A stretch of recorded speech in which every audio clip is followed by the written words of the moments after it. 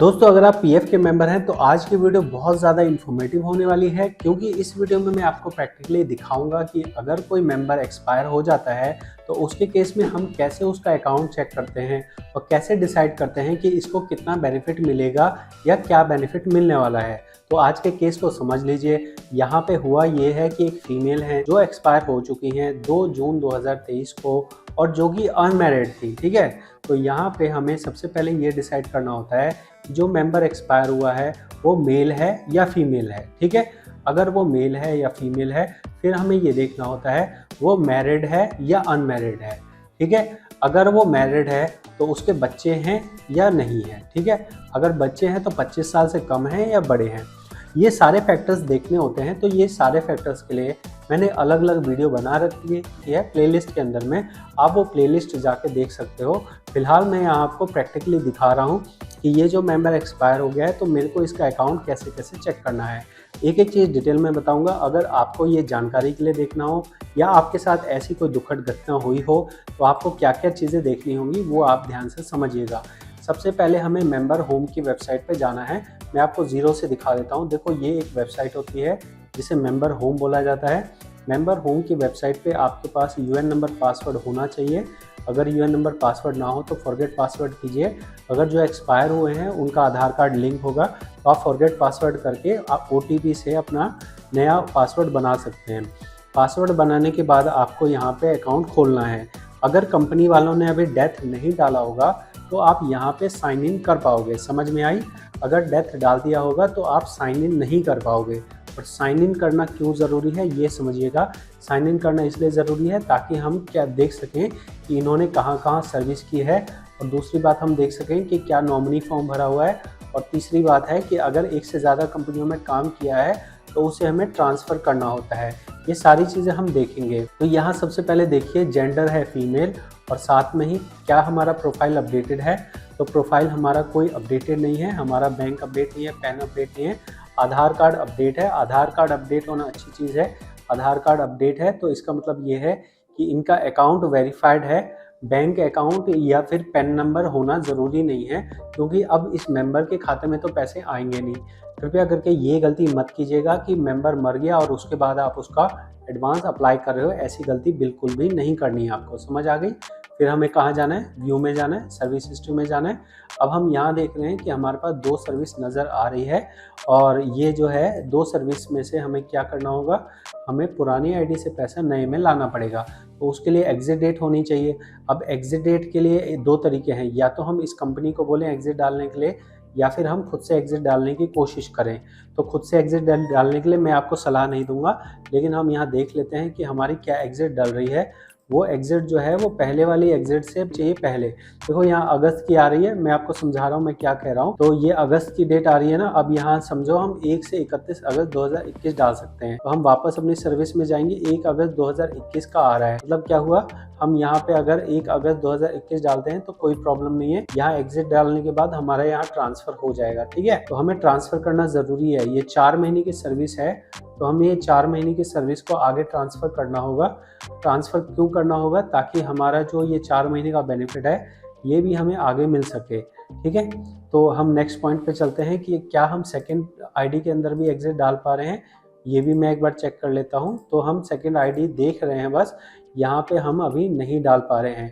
आपको गलती से भी खुद से एग्जिट नहीं डालना है। अगर आप खुद से एग्जिट डालोगे तो वो अकाउंट आपका एक तरह से केस नहीं माना जाएगा, और डेथ केस नहीं माना जाएगा तो आपको इंश्योरेंस वगैरह के पैसे नहीं मिलेंगे, ठीक है। फिर हमें कहाँ जाना है? होम पे जाना है। अब हमें ये देखना है कि भाई इसमें प्रोफाइल के अंदर फादर नेम वगैरह सही डाला है या नहीं डाला है। प्रोफाइल में जाएंगे। प्रोफाइल में हमें नज़र आ रहा है कि यहाँ पे फादर नेम डला हुआ है, फादर रिलेशन में फादर डला हुआ है और फादर का नाम डला हुआ है। तो ये फादर का नाम आधार कार्ड पैन कार्ड पे होना चाहिए। इतनी चीज़ समझ लेनी है, ठीक है। हम यहाँ चाहें मरने के बाद यहाँ एड्रेस वगैरह डाल सकते हैं। मैरिटल स्टेटस में अनमैरिड है, नो प्रॉब्लम। अब हमें कहाँ जाना है? मैनेज में जाना है और देखना है कि क्या नॉमिनी फॉर्म भरा हुआ है या नहीं भरा हुआ है। अभी हम बस इसका अकाउंट चेक करें कि इसके अकाउंट में क्या क्या है। तो देख लीजिए यहाँ पे कोई प्रोफाइल अपडेटेड नहीं है, इसकी वजह से नॉमिनी फॉर्म नहीं भरा गया है। अब मैं आपको जो समझा रहा हूँ ध्यान से समझिएगा। यहाँ ऐसा होता है कि मान लो कि ये मेंबर अब एक्सपायर हो गए, ठीक है, चाहे मेल है या फीमेल है। अगर वो अनमैरिड है तो अनमैरिड व्यक्ति जो है वो अपना किसी को भी अपना पीएफ दे सकता है। मतलब क्या हुआ कि अगर वो कोई मैरिड है तो मैरिड के केस में बोला गया है कि वो बस अपनी फैमिली को ही पीएफ दे सकता है। फैमिली को मतलब हो गया कि स्पाउस मतलब है कि अगर आदमी है तो उसका स्पाउस हो गई उसकी वाइफ, और अगर औरत है तो उसका स्पाउस हो गया उसकी हस्बैंड, मतलब मेल हो गया हस्बैंड, ठीक है, और इनके बच्चे। लेकिन अगर अनमैरिड के केस में क्या है, वो पड़ोसी को भी अपना नॉमिनी बना सकता है। लेकिन जैसा आपने देखा कि यहाँ पे हमने कोई नॉमिनी फॉर्म नहीं भरा है, तो अनमैरिड के केस में क्लेम करने वाले होंगे जो क्लेम करेंगे कि भाई जो मर गया है वो हमारे परिवार का था, तो हम इसका क्लेम करना चाहते हैं। तो ऐसा क्लेम करने के तौर पे माता या पिता दोनों में से किसी एक के नाम पे क्लेम किया जाएगा। तो ज़्यादातर जो केस है वो उसमें क्या है, माता पिता दोनों की डिटेल डलती है और यहाँ पे जो भी पैसा मिल रहा है वो पिता के नाम पे मिलता है, एक व्यक्ति के नाम पे ही आता है। ये देखिए लीगल डॉक्यूमेंट नहीं है मेरे को इसको प्रूफ करने के लिए, तो मैं यहाँ पे अपने अनुभव के बेस पे बोल रहा हूँ। इसमें मुझे 1% का डाउट है, तो मैं 99% कह रहा हूँ, 1% डाउट है। जब आप ये कंपनी में या पीएफ ऑफिस में जाएंगे तो आपको कंफर्म कर दिया जाएगा। लेकिन मैं ये जो कह रहा हूँ इसमें थोड़ा सा मुझे डाउट है, इसलिए मैं 100% श्योरिटी इस बारे में नहीं कह रहा हूँ कि फादर और मदर, मेरी जानकारी इतनी है कि फादर या मदर दोनों में से किसी एक को ही मिलता है पीएफ, मिले चाहे पेंशन मिले चाहे ईडीएलआई मिले, एक ही जने को मिलता है। और अगर फादर एक्सपायर हो जाएंगे उसके बाद अगर पेंशन बनती होगी तो ही उसकी मदर को मिलेगी। समझ में आ गई? अब यहाँ हमने ये समझ लिया कि मदर या फादर दोनों में से किसी एक को मिलेगा। हमारा केस अनमैरिड का है। अब हमें क्या करना होगा, अब ये समझना है कि इसमें मिलेगा क्या क्या। तो मिलने के लिए जैसे आपको पता है पीएफ मिलता है, ईडीएलआई मिलता है और इंश्योरेंस और पेंशन मिलता है, ठीक है। तो पेंशन के अंदर समझिएगा क्या प्रावधान है। पेंशन के अंदर ये प्रावधान है कि अगर वो मेंबर 10 साल से ज़्यादा काम करके मरा है और वो अनमैरिड है, मैं अनमैरिड का ही केस बता रहा हूँ, ठीक है। अनमैरिड के केस में 10 साल से कम की सर्विस है तो उसको परिवार को जो है वो कोई पेंशन का बेनिफिट नहीं मिलेगा। अगर ये 10 साल ज़्यादा काम करके एक्सपायर हुए थे तो जो उनके पिता हैं उनको आजीवन पेंशन मिलती, लेकिन क्योंकि इनकी सर्विस जो है वो कम ही है तो इस वजह से यहाँ पे इन्हें पेंशन का कोई फ़ायदा नहीं मिलेगा। जो भी पेंशन में बैलेंस पड़ा होगा वो पूरा का पूरा पेंशन अमाउंट दिया जाएगा, ठीक है। ईडीएलआई की बात करते हैं तो ईडीएलआई में क्या मिलेगा। ईडीएलआई के लिए नियम ये है कि कम से कम 12 महीने की सर्विस एक जगह होनी चाहिए, वो हम देख लेते हैं। और जो पीएफ का टोटल बैलेंस होगा जिसमें एम्प्लॉय शेयर और एम्प्लॉयर शेयर और इंटरेस्ट की बात है वो सारा इनको मिल जाएगा, ठीक। तो अब हम ये जानते हैं कि भाई इनकी सर्विस कितने टाइम की है, तो यहाँ हमें सर्विस हिस्ट्री में से देखने को नहीं मिलेगा। इसके लिए हमें पीएफ पासबुक पे जाना पड़ेगा। हम पीएफ पासबुक खोलेंगे और यहाँ पे यूएन नंबर डाल के इनका लॉगिन करेंगे। तो जो मैं आपको यहाँ कह रहा हूँ ये एक प्रैक्टिकल केस है, इसको आप देख के खुद से अपना कर सकते हैं। और अगर आपको पर्सनल कंसल्ट की ज़रूरत हो तो आप पर्सनल कंसल्ट कर सकते हैं। और साथ में अगर आप पीएफ का काम करने वाले हैं, आप दूसरों का काम करते हैं, तो आप as a short term course या फिर फुल फ्लेज कोर्स भी ज्वाइन कर सकते हैं, ठीक है। अब हम पासबुक पे आ गए। पासबुक पे हम आके देखते हैं कि ये जो लास्ट सर्विस है इसमें इन्होंने कितने टाइम नौकरी करी हुई है। तो आप यहाँ देख लीजिए, यहाँ पे क्या किया गया है। ये कंपनी वाले जो हैं ये एक सरकारी कंपनी है, सफाई कर्मचारी वाली कंपनी है। तो कंपनी वालों ने क्या किया है, टोटल यहाँ रिकॉर्ड ख़राब कर रखा है कि सारा का सारा अमाउंट जो है वो एक ही महीने का कह के डिपॉजिट कर रखा है। लेकिन यहाँ आप देखेंगे तो टोटल यहाँ पे अमाउंट काफ़ी बड़ा नज़र आ रहा है, जहाँ पे 21,000 और 15,000 रुपये नज़र आ रहे हैं। तो यहाँ पे हमें समझ ये आता है कि जो ईडीएलआई का पैसा है वो मिलने का प्रावधान तभी होता है जब 12 महीने की सर्विस हो। तो यहाँ 12 महीने की सर्विस तो हमें नहीं नज़र आ रही है, लेकिन यहाँ जो आप देख रहे हैं वेजेस के नाम पे जो 1,21,000 रुपये दिया गया है, तो ये कई सारे महीनों की एंट्री एक ही बार में कर दी गई है। तो अगर सर्विस में देखा जाएगा तो यहाँ 12 महीने से ज़्यादा की सर्विस है, इसलिए इसको ईडीएलआई का पैसा मिलेगा, ठीक है। पेंशन का जो बात है, पेंशन का यहाँ क्या किया है, कंपनी ने सारा रिकॉर्ड सत्यानाश कर रखा है। तो ये बिना कंपनी के सहयोग के नहीं होगा, क्योंकि यहाँ पे ऐसा होना चाहिए था कि यहाँ पे 1250 जो है वो जितने महीने नौकरी करते उतने महीने के मिलते।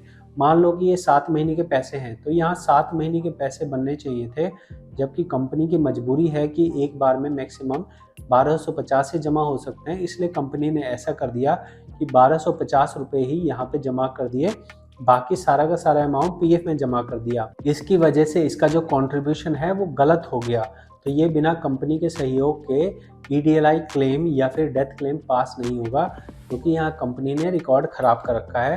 तरीका क्या होगा? तरीका ये होगा कि ये जो 1250 है, इसमें से कुछ हिस्सा यहाँ से यहाँ पे आएगा, ठीक। मंथ वाइज मंथ देखा जाएगा कि कितना कितना बन रहा होगा। जैसे ये 14,000 है, तो 14,000 में ऐसा होगा कि पहले महीने के इतने, दूसरे महीने के इतने, इस तरह की वर्किंग कंपनी बना के देगी और उसके बाद ही यहाँ पे इनको ईडीएलआई या फिर पीएफ का पैसा मिलेगा।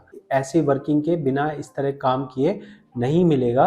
लेकिन अगर आपके केस में नॉर्मल केस हो तो आप सिंपली समझ सकते हैं कि यहाँ कितने महीने के आपके पैसे आ रहे हैं, उसके हिसाब से आप ईडीएलआई का अप्लाई कर सकते हैं, ठीक है। अब हम कहाँ जा रहे हैं? अब हम पुरानी एक बार सर्विस में देख लेते हैं कि पुरानी सर्विस में हमारे कितने रुपए पड़े हुए हैं। तो ये हमने देखा था कि हमारे 4-5 महीने के पैसे पड़े हुए हैं। तो ये 4-5 महीने के पैसे हमें ट्रांसफ़र करने हैं। कैसे ट्रांसफ़र करने हैं? मरने के बाद भी हम यहाँ ट्रांसफ़र फॉर्म भर सकते हैं। यहाँ पे हम आएंगे। अब देखो यहाँ बैंक अपडेट नहीं है, तो बैंक अपडेट ना होने की वजह से हम ट्रांसफ़र नहीं कर पा रहे हैं। तो ट्रांसफ़र करने के लिए क्या करेंगे? मैनेज पे जाएंगे, केवाईसी में जाएंगे, बैंक केवाईसी लगा देंगे। वो बैंक केवाईसी जो है अप्रूव हो जाए, उसके बाद ट्रांसफ़र फॉर्म भरेंगे। ट्रांसफ़र फॉर्म भरने के बाद जब ट्रांसफ़र कंप्लीट हो जाए, उसके बाद हमें करना ये है कि उसके बाद हमें डेथ क्लेम अप्लाई करना है।